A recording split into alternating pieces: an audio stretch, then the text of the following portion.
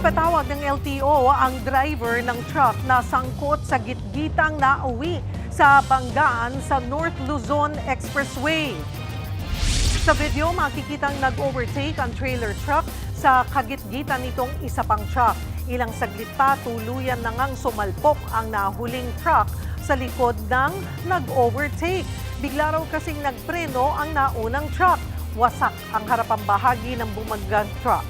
Ayon sa LTO, dapat magpaliwanag ang naunang driver kung bakit di siya dapat panagutin sa reklamong reckless driving at improper person to operate a motor vehicle.